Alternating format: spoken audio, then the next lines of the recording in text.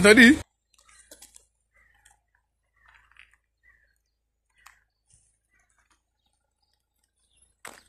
Ok, c'est bon, toi bien.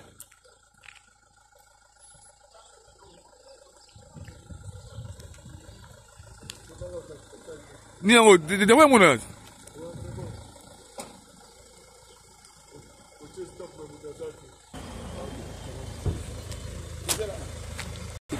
C'est bon, c'est bon.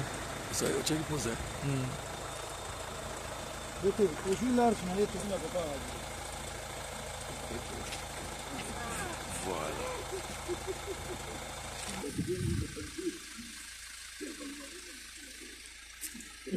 Voilà. Voilà, bandeko nzama paso le kumu.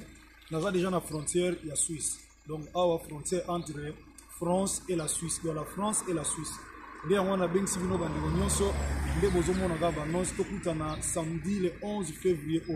Donc, samedi, quand on a 10h, et pas na adresse nyonso na Berne.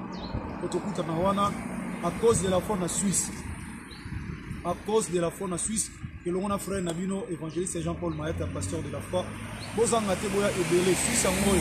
Au moins déjà d'autres déjà na douane à la Suisse. Dans la frontière entre la France et la Suisse. On a une grande équipe. Autre ça équipe de Zolanda la Suisse lobby, Zolanda wana pour à cause de la foi donc bana CFC, bana notre père, bana mboka nyumu kilimo bimba. Tokutana wana à cause de la foi. Les autres tamboula. Outi Congo, Oyaki France. Donc, il y a Angola et ce côté en Suisse. Donc, nous sommes en Suisse. Donc, que le Seigneur vous bénisse. Ne ratez pas ces rendez-vous sacrés. Où le Seigneur Jésus de Nazareth est là pour nous faire un Biso. Batu Christ était, Christ, le Seigneur est sauveur. Batu opé, bazana ba problème, va trouver solution parce que Christ a dit l'Esprit du Seigneur est sur moi, il m'a oint pour annoncer la bonne nouvelle. Pas seulement la bonne nouvelle, mais rendre libre les opprimés et programmer une année de grâce du Seigneur. Nous sommes là pour nous. Nous sommes en Suisse, nous sommes à Lausanne, nous sommes à Genève, nous sommes à Berne, nous sommes à ville Nyonso, il y a Suisse, rendez-vous sacré. Donc, passer de la fois déjà en Suisse. Donc, nous avons traversé déjà. Donc, nous avons déjà Nakati, il y a Suisse. Papa Rabi Mavinga, maman Rachel Tobi, bana de la foi TV, bana notre père, bana CFC, Nzambe Nanga Yesu Masia Nazareth, Aoume Nzambe Nabili. CFC, le Rona Yesu Masia Nazareth. Et Banguna, que le Seigneur vous bénisse. Merci.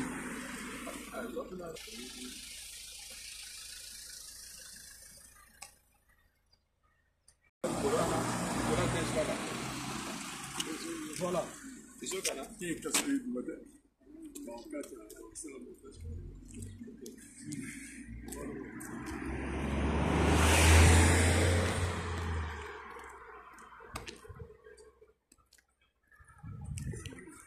Voilà.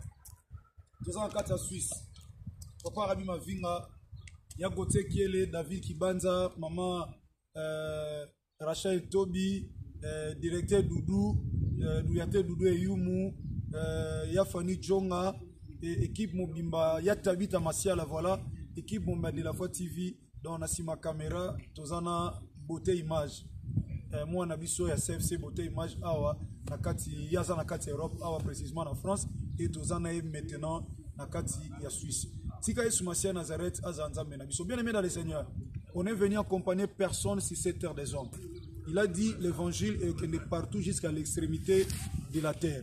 De prêcher Jésus-Christ Nazareth, Seigneur et Sauveur, jusqu'à l'extrémité de la terre. Dans le Congo central, au Zalaki, et partout au Kendeko, au Té, à Saint-Omalam, il y a Yesu Masia Nazareth. Et cette fois-ci, dans Nakati, il y a Suisse. Donc tout à l'heure, là, tout traversé. Donc, on a Nakati, il y a Mabélé à Suisse, dans une possession, dans un Bible lobby, et si tu as et Nzambe Nabiso, Yesu Masia Nazareth, alobi et Opesa Melabiso. Donc je prends possession de ces lieux, afin que Batouba Bongo la mitema, Batouba peut sa vie, n'a pas Seigneur et Sauveur, Jésus-Christ de Nazareth. Donc tu commis dans Mboga papa Vincent, na maman Guigui, et pas tout dans papa José, na maman Béa, na Libota. Voilà une grande équipe. Il y a de la Foi TV depuis Kinshasa, que le Seigneur vous bénisse. Et tous en équipe de la Foi TV, mais Beauté Image, notre frère et notre ami, que le Seigneur vous bénisse. Bana Suisse, ne manquez pas ces rendez-vous sacrés. Dose unique, les 11 samedi à 10h. Lola, le fonctionnaire pour Fongama, pour Yesu Messie à Nazareth, a arrosé Bisso la différence. Car cette année, c'est une année de la différence. Soyez bénis. Tous en papa Fisso Basende, tous en papa Emma Papati, et papa Emma Lesio, tous en maman Odette de la foi, et puis lobby papa Emma Papati, azomima délégation Mobimba, Obazoya, Awa, Nakati, ya Suisse pour nous continuer, nous sala autosala Awa, nous la saluer. Alors papa Mathieu Matondo, Bana CFC Nyonso, Basala Nzambe ya CFC, Awa na France, Topé na Europe, Yesu Masia Nazareth Nzambe Nanga, Apambola Bino. Na Libino tellement. Bana notre père, merci parce que le dit bissoyeux. Bobo s'en a pété. Na Congo, tozo évolue toujours. Na 4 mercredi à to bombaté, to panze sango.